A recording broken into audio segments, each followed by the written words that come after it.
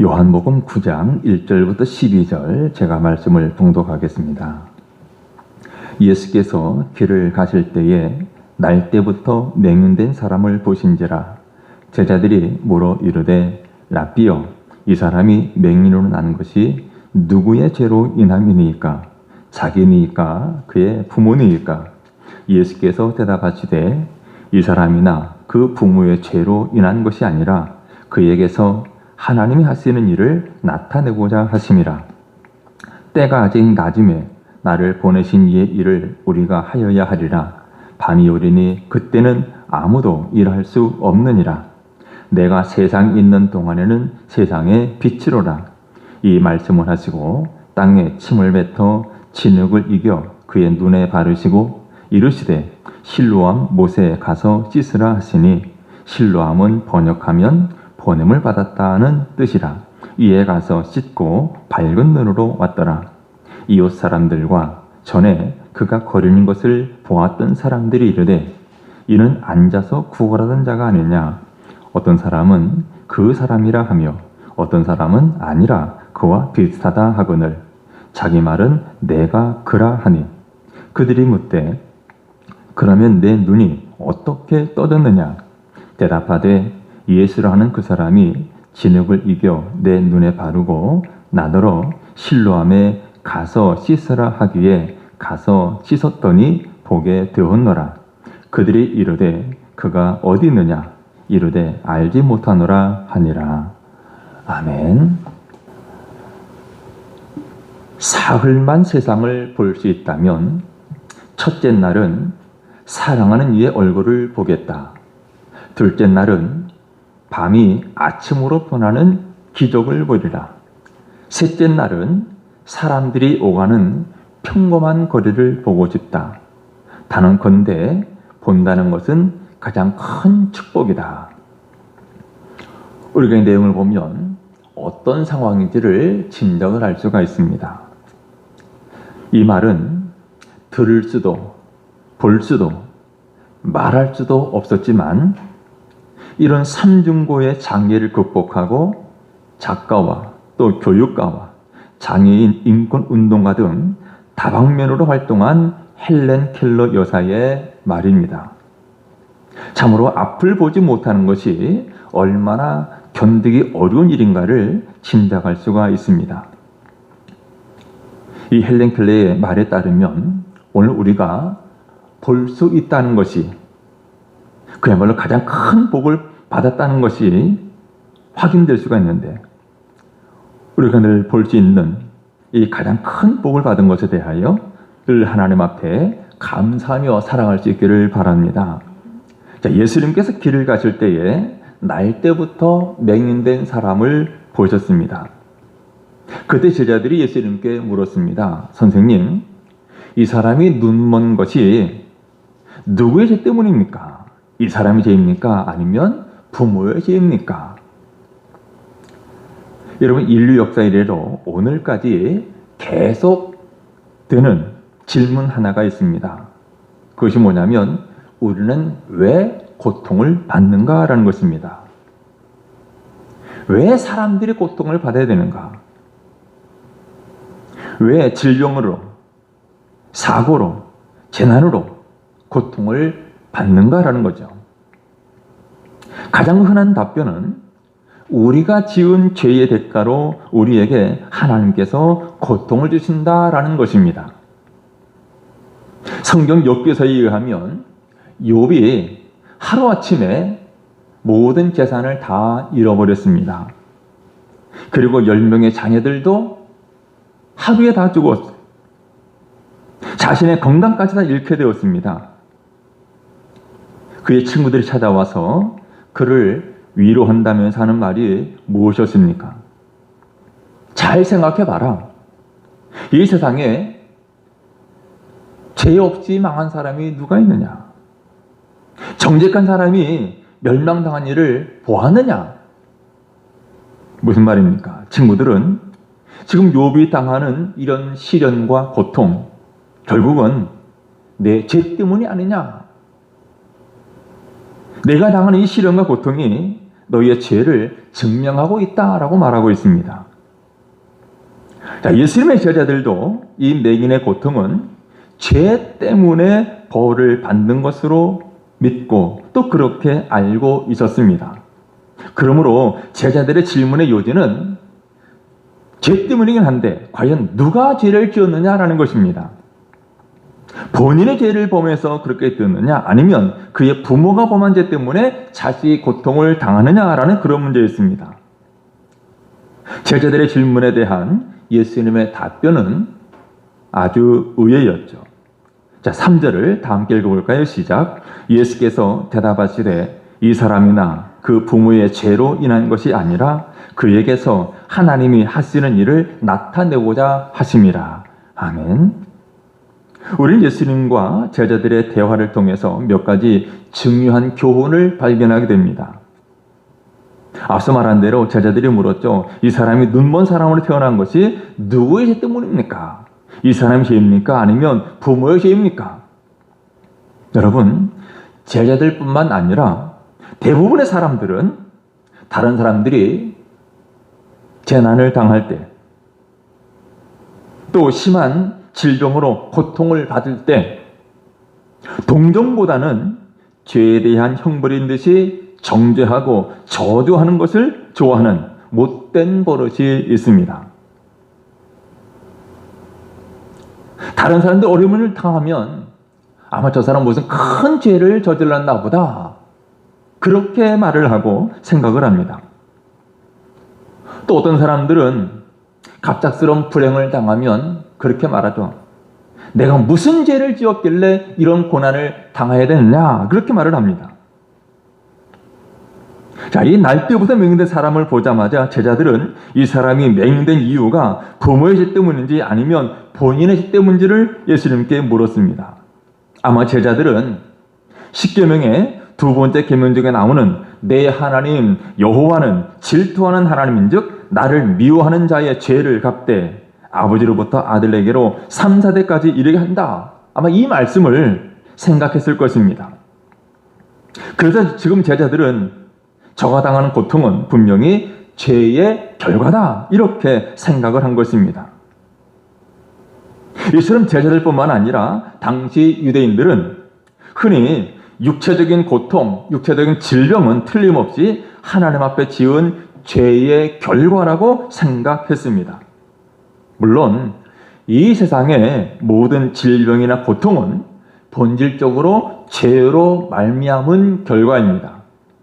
아담과 하와가 타락한 이후에 이런 모든 고통이 찾아왔기 때문에 그렇습니다. 하지만 오늘 우리에게 찾아오는 모든 고통들, 즉 질병이나 죽음들, 가난과 또 갖가지 사고들, 실패와 불행을 모두 죄의 결과로만 매도할 수는 없습니다. 왜냐하면 우리 인생 겪는 고통 속에는 하나님께서 나타내시고자 하시는 숨겨진 뜻이 있기 때문입니다. 그래서 예수님께서 오늘 본문 3절에 말씀하셨습니다. 이 사람이나 그 부모의 죄라는 것이 아니라 그에게서 하나님이 하시는 일을 나타내고자 하심이라. 이것이 고통에 대한 예수님의 해석입니다. 여러분, 우리의 신앙에 있어서 오늘의 문제, 오늘 우리가 당하는 고통에 대한 해석이 매우 중요합니다. 고통을 당할 때, 어려운 일을 당할 때, 문제를 만났을 때 그것에 대한 해석을 잘 해야 합니다. 예를 들면 고린도서 12장에 보면 사도 바울은 육체의 가시, 즉 질병을 가지고 있었습니다. 학자들은 그의 육체의 가시 질병을 안질, 눈병이라고 보고 있었는데 바울은 이 육체의 가시가 매우 고통스러웠습니다. 그래서 하나님께 이 가시를, 이 육체의 질병을 제거해달라고, 고쳐달라고 3번씩이나 기도를 했습니다. 그런데 아무리 기도를 해도 응답이 없습니다. 하나님께서 그의 가시를 제거해 주지 않으셨습니다. 질병이 낫지를 않습니다. 그러나 바울은 실망하지 않습니다. 기도하고 또 기도하다가 드디어 하나님의 응답을 받았습니다. 하나님의 뜻을 알게 된 거죠. 그래서 바울이 이런 고백을 합니다. 여러 계시를 받은 것이 지극히 크므로 너무 자만하지 않게 하시려고 내 육체의 가시 곧 사탄의 사다를 주셨으니 이는 나를 쳐서 너무 자만하지 않게 하려 하심이라. 하나님께 받은 은혜가 정말 많은데 다른 사람들보다도 하나님 나에게 많은 은혜를 베풀어 주셨는데 그것 때문에 내가 너무 자만하지 않게 하시려고 이런 육체의 질병, 육체의 가시를 주셨다라는 것입니다. 그래서 하나님께서 바울에게 이런 말씀하시죠. 내 은혜가 내게 족하도다. 이는 내 능력이 약한 데서 온전하여짐이라 하신지라. 바울의 가시, 바울이 가진 이 질병은 그의 약함이었습니다. 그 약함으로 인해서 결코 자만할 수가 없었습니다. 그는 더욱 하나님 앞에 엎드리게 되었고 그런 그에게 하나님은 늘 함께 하셨고 그에게 능력이 되어 주셨습니다. 이런 바울의 가시, 그의 질병은 그를 기도의 사람으로, 겸손의 사람으로 만들었습니다. 그래서 바울은 이제 오히려 자신의 약함을 자랑하고 있습니다. 뭐라고 합니까? 그러므로 도리어 크게 기뻐함으로 나의 여러 약한 것들에 대하여 자랑하리니 이는 그리스도의 능력이 내게 머물게 하려 함이라. 바울은 하나님께서 자기에게 가시를 허락한 목적을 알고 나선 가시를 용납했을 뿐만 아니라 그 가시로 인해서 기뻐하고 오히려 감사했습니다. 여전히 가시가 있었지만, 여전히 고통은 있지만 그것이 바울에게 문제가 되지 않았습니다. 비록 가시라 할지라도 믿음으로 바라보았기 때문에 바울은 기뻐할 수 있었던 것입니다. 여러분, 가시가 있느냐 없느냐가 중요한 것이 아니라 가시가 있을 때, 고통이 있을 때, 어려움이 있을 때 그것에 대한 나의 해석이 중요합니다. 오늘 나의 고통에 대한 해석이 중요하다는 말이죠. 그럼 여러분, 어떤 어려운 일이 생겼을 때 무턱대고 두려워하지 말고 불신앙적으로 해석하지 말아야 합니다. 물론 우리는 고통을 당할 때, 어려운 일을 당할 때 하나님의 말씀과 기도를 통해서 왜 이런 어려움이 왔을까? 왜 내가 이런 고통을 당할까? 잘 살펴봐야 합니다. 그러면서 말씀과 기도로 살펴보고 죄악이 깨달아지거든 회개해야 됩니다. 하지만 한편으로 그 고통과 어려움 속에도 하나님의 뜻이 있음을 믿고 믿음의 눈으로 그 문제를 볼 수 있어야 합니다. 그래서 오늘 본문의 제자들과 같은 이런 편견에서 벗어나야죠. 어려운 일을 당할 때마다, 고통을 당할 때마다 무조건 죄 때문이다라고 매도해서는 안 된다는 말입니다. 우리는 고통 속에서도 하나님의 뜻을 볼 수 있어야 합니다. 그래서 4절 말씀에 예수님께서 이렇게 말씀하십니다. 때가 아직 낮음에 나를 보내신 이의 일을 우리가 하여야 하리라. 때가 아직 낮이다 그랬어요.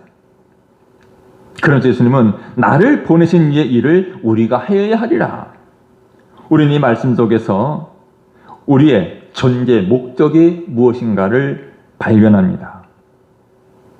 예수님 말씀하셨습니다. 나를 보내신 이의 일을 우리가 하여야 하리라. 나를 보내신 분이 계십니다. 그리고 하나님, 나를 보내신 그분이 우리에게 맡긴 일이 있다는 말이죠. 예수님뿐만 아니라 우리 모든 사람들도 동일합니다. 여러분, 우리의 존재 목적이 무엇입니까? 여러분은 왜 이 땅에 존재합니까? 안타깝게도 어떤 분은 아직도 이 질문에 바른 해답을 찾지 못하고 있습니다. 예수님은 하나님께서 자신을 이 땅에 보내신 이유, 존재 목적에 대하여 분명한 해답을 갖고 계셨습니다. 오늘 우리들도 이 땅에 살아가는 이유에 대한 분명하고 바른 해답을 갖고 있어야 합니다. 자, 유명한 마틴 루터 킹 목사님이 워싱턴 시내를 지나가다가 한 흑인 청소부를 보게 되었습니다. 그런데 그 청소부가 무슨 기분 나쁜 일이 있었는지 욕설을 퍼부으면서 불만에 가득한 표정으로 청소를 하고 있었습니다. 그래서 이 킹 목사님이 그에게 다가가서 이런 유명한 말을 했습니다. 여보게 젊은이, 자네는 하나님이 자네에게 맡기신 지구의 한 모퉁이를 쓸고 있다라는 자부심을 가질 수 없는가? 그러면서 당신이 청소할 때에는 베토벤이 위대한 음악을 작곡하는 것처럼, 미켈란젤로가 저 위대한 조각상을 조각하는 것처럼, 괴테가 작품을 쓰는 것처럼 그렇게 하나님의 일을 하겠나라고 말합니다. 만일 이 젊은 청소부가 이 일은 하나님이 나에게 맡기신 일이다, 이런 사명감, 자부심을 가지고 일했다면 그 입에서 원망과 불평이 나왔겠습니까? 여러분, 그냥 먹고 살기 위해서 거리를 청소하는 사람의 인생과 하나님께서 만드신 지구의 한 모퉁이를 쓸고 있다라고 생각하는 사람의 인생은 하늘과 땅 차이입니다. 여러분, 왜 우리 입에서 원망이 나옵니까? 왜 우리 입에서 불평이 나옵니까? 왜 우리 입에서 정말 힘들어 못 해먹겠다 그런 말이 나옵니까? 이 일은 바로 하나님이 내게 맡기신 것이다, 이런 사명감이 없기 때문에 그렇습니다. 내가 지금 하고 있는 이 일, 지금 맡고 있는 이 일은 바로 하나님이 내게 맡기신 일이다라는 사명감이 있으면 어떤 일이든지 할 수 있습니다. 아무리 힘들고 어려워도 얼마든지 참고 즐기며 견디며 행할 수가 있습니다. 그런데 문제는 내가 지금 맡은 일에 대한 사명감이 없는 것입니다.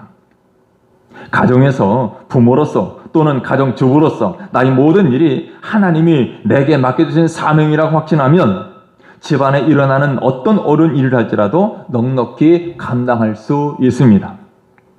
직장에서 또 일터에서 맡은 일이 무엇이든지 이것이 하나님이 내게 맡겨진 사명이라고 확신하면 기쁨으로 감당할 수 있습니다.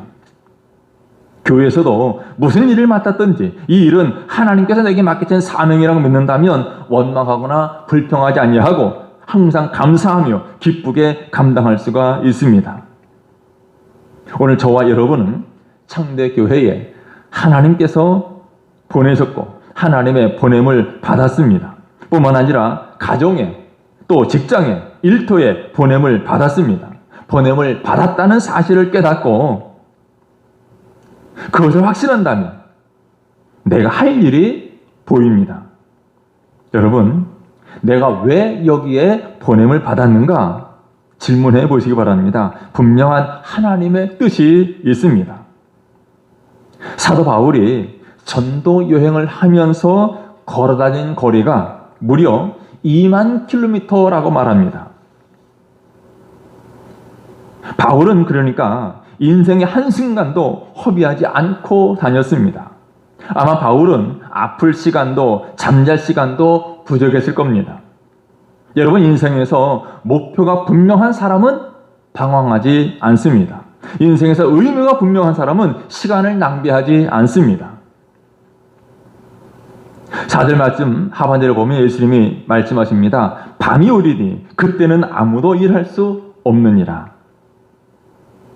예수님은 지금 삶의 긴박성을 말씀합니다. 밤이 오리니, 밤이 무엇을 말합니까? 죽는 날을 가르치죠. 누구라도 죽으면 아무 일도 할 수가 없습니다. 죽으면 사명을 이룰 그 일을 할 수가 없습니다. 때문에 밤이 오기 전에 모든 일을 끝내야 한다라는 말씀이죠. 여러분, 예수님께서는 이 4절 말씀에서 두 가지 사실을 말씀하십니다. 나는 보냄을 받은 자로서 사명이 있다라는 것. 그리고 또 하나는 나는 시간이 없다라는 것입니다. 여러분, 우리에게도 이런 영적인 긴박성이 있어야 됩니다. 우리는 그저 우연히 세상에 태어나서 존재하는 것이 아니라 하나님이 나를 이 세상에 보내셨다는 것. 내가 이 땅을 살아가는 동안에 해야 할 일이 있다는 사실입니다. 그리고 밤이 곧 찾아온다는 것. 그래서 에베소서 5장 16절 이하에 보면 이런 말씀을 하고 있습니다. 같이 한번 읽어볼까요? 시작. 세월을 아끼라. 때가 악하니라. 그러므로 어리석은 자가 되지 말고 오직 주의 뜻이 무엇인가 이해하라. 술 취하지 말라. 이는 방탕한 것이니 오직 성령으로 충만함을 받으라. 아멘. 여러분, 우리는 세상에 취해 있을 시간이 없습니다. 인생의 시간은 계속 흐르고 있습니다. 어느 순간에 실태가 모두 풀려 끝나듯이 인생도 한순간에 끝이 납니다. 그러면 여러분, 우리는 세상에 취하지 말아야 하고 시간 낭비하지 말아야 되고 불필요한 것으로 고민하지 말고 성령으로 충만해야 합니다. 하나님의 보냄을 받은 자로서 하나님이 원하신 일을 잘 감당하는 저 여러분 되시기를 주님의 이름으로 축원합니다. 자, 오늘 본문의 상황을 다시 한번 보겠습니다. 예수님께서 길을 가시다가 날 때부터 맹인된 자를 만나셨습니다. 제자들은 그 맹인을 보고서 누구의 죄 때문이냐고 예수님께 물었습니다.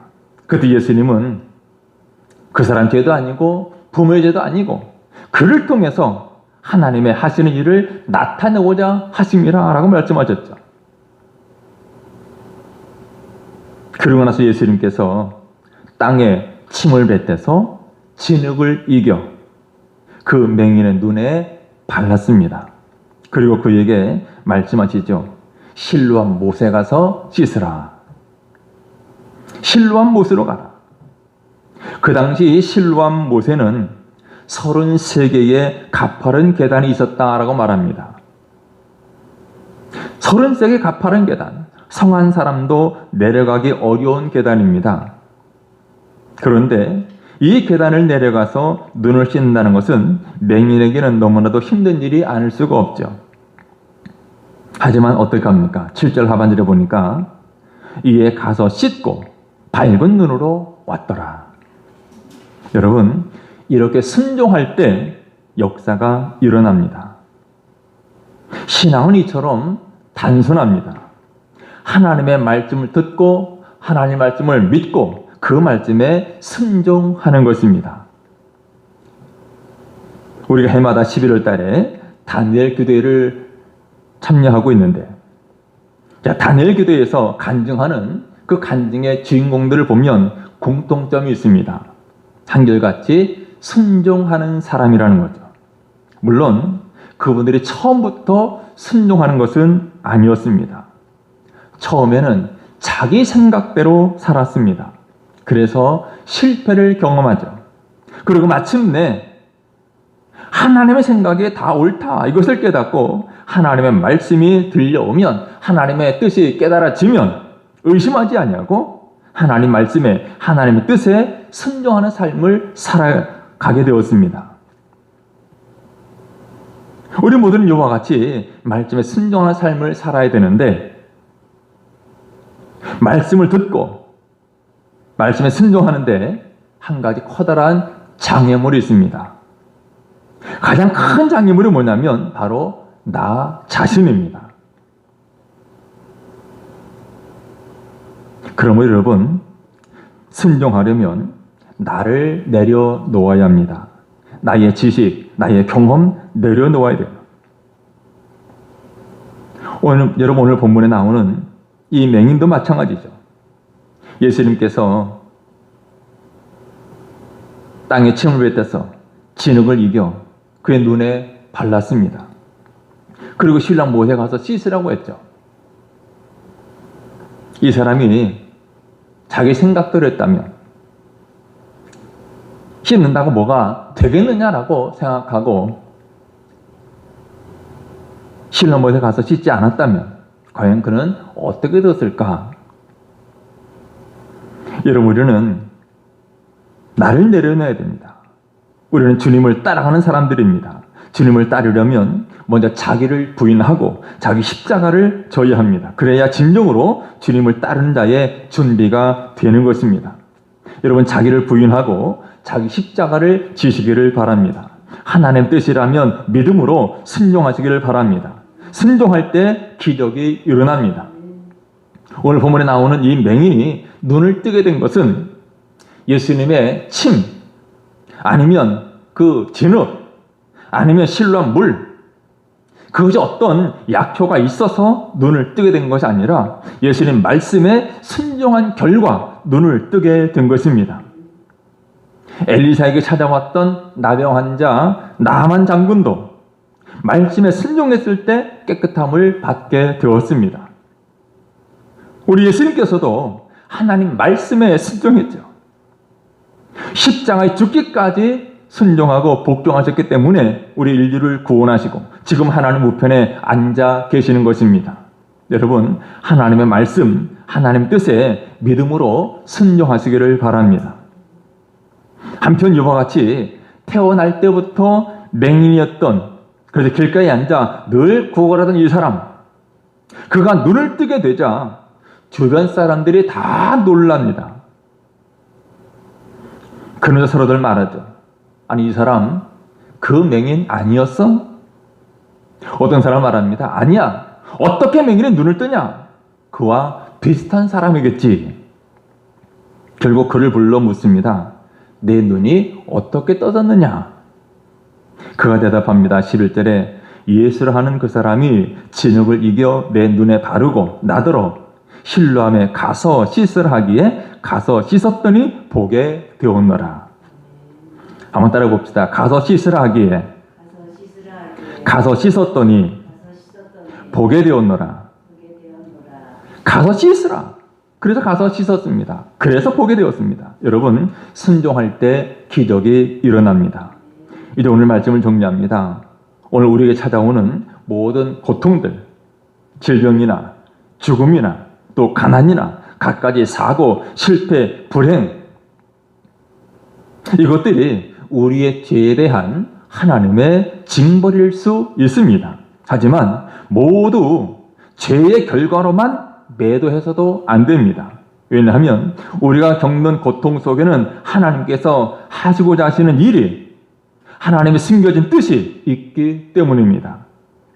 여러분, 우리는 어떤 상황 속에서도 한 가지 사실은 잊지 말아야 합니다. 그것은 하나님께서 하나님의 일을 위하여 나를 이 세상에 보내셨다라는 것입니다. 그러면 내게 주어진 사명이 무엇인가를 알고 그 사명을 찾아 신실하게 감당하시기를 바랍니다.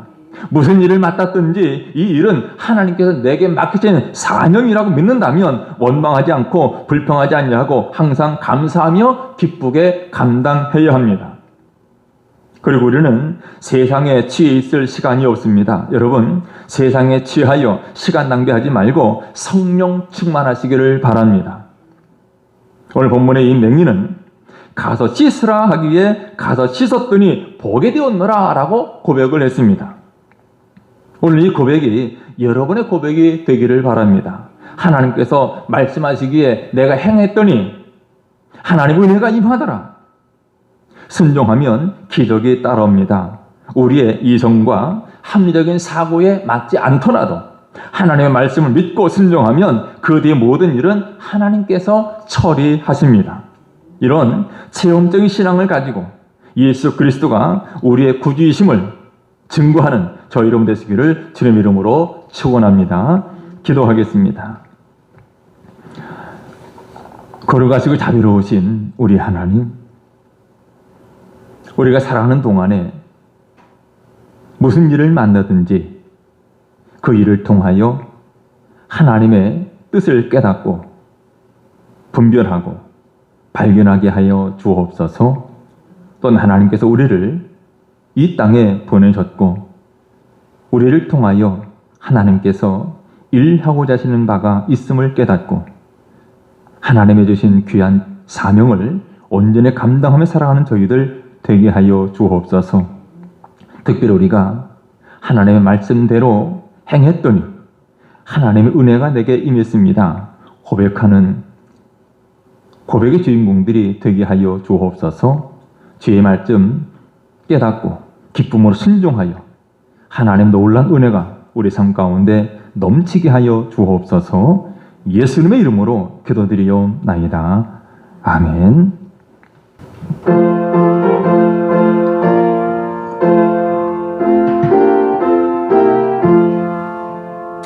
어두운 밤 시대리니 내 뒷문 지켜서 찬이슬 외칠 때에 일찍 일어나 해 돋는 아침